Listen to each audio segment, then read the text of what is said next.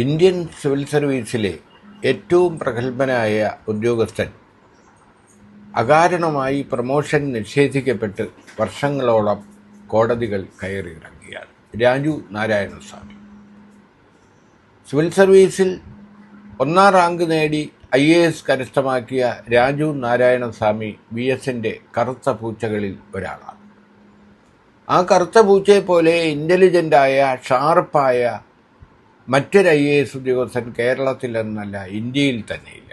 പക്ഷേ അടുത്ത കേരളത്തിലെ ചീഫ് സെക്രട്ടറി ആകേണ്ട രാജു നാരായണസ്വാമിക്ക് പ്രമോഷൻ നൽകാൻ ഒരു സർക്കാരും തയ്യാറായില്ല. കേന്ദ്ര സർക്കാരും തയ്യാറായില്ല, സംസ്ഥാന സർക്കാരും തയ്യാറായില്ല.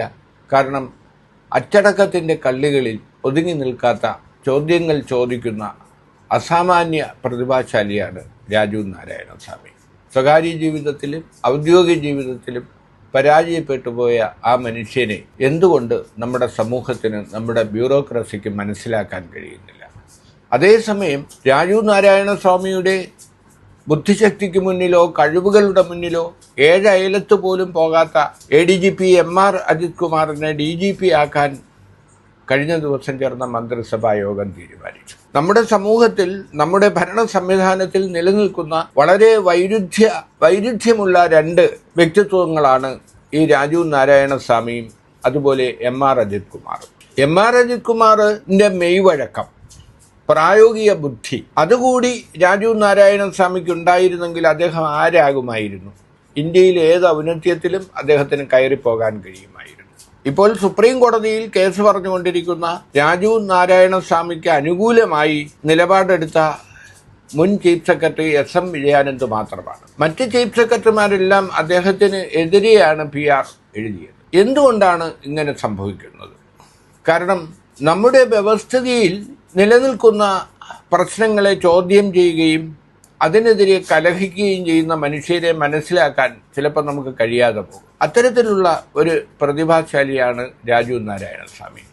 എന്നാൽ നിലവിലുള്ള രാഷ്ട്രീയ സംവിധാനങ്ങളെയും ഭരണകൂടത്തെയും ഏതു തരത്തിലും മാനിപ്പുലേറ്റ് ചെയ്യാനും അങ്ങനെ ഉയരങ്ങൾ കീഴടക്കാനും കഴിയുന്ന അസാമാന്യ മെയ്വഴക്കമുള്ള ഒരാളാണ് MR അജിത് കുമാർ. അതുകൊണ്ടാണ് പൂരം കലക്കൽ, RSS നേതാക്കളെ കാണൽ, വരവിൽ കവിഞ്ഞ സ്വത്ത് സമ്പാദനം, സ്വർണം പൊട്ടിക്കൽ തുടങ്ങി ത്രിതല അന്വേഷണം നേരിട്ടുകൊണ്ടിരിക്കുന്ന ADGP അജിത് കുമാറിനെ പ്രൊമോട്ട് ചെയ്യാൻ, DGP ആയി പ്രൊമോട്ട് ചെയ്യാൻ ആദ്യം തീരുമാനിച്ചത് സ്ക്രീനിംഗ് കമ്മിറ്റിയാണ്.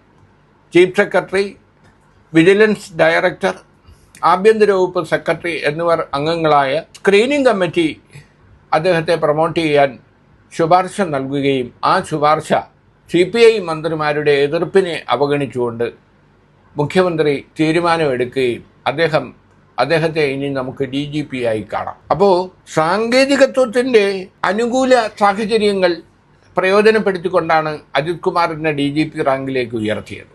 അതേസമയം ചീഫ് സെക്രട്ടറി റാങ്കിലേക്ക് എത്തേണ്ട രാജു നാരായണസ്വാമിയെ അങ്ങനെ പ്രൊമോട്ട് ചെയ്യാതിരിക്കുന്നതും അദ്ദേഹത്തിന് പ്രൊമോഷൻ നൽകാതിരിക്കുന്നതും ഇതേ സാങ്കേതികത്വത്തിൻ്റെ പേരിലാണ്. അപ്പോൾ ധാർമ്മികത എന്ന ഒന്ന് നമ്മുടെ ഭരണ സംവിധാനത്തിലും രാഷ്ട്രീയത്തിലും സാമൂഹ്യ വ്യവസ്ഥിതിയിലും ഇല്ലാതായി പോകുന്നു എന്നതിൻ്റെ പ്രതീകങ്ങളാണ് IASകാരനായ രാജു നാരായണസ്വാമിയും എവിടെയും വഴങ്ങുന്ന നട്ടലുമായി, എവിടെയും വഴങ്ങുന്ന മെയ്വഴക്കവുമായി നമ്മെ അത്ഭുതപ്പെടുത്തുന്ന MR അജിത് കുമാറും.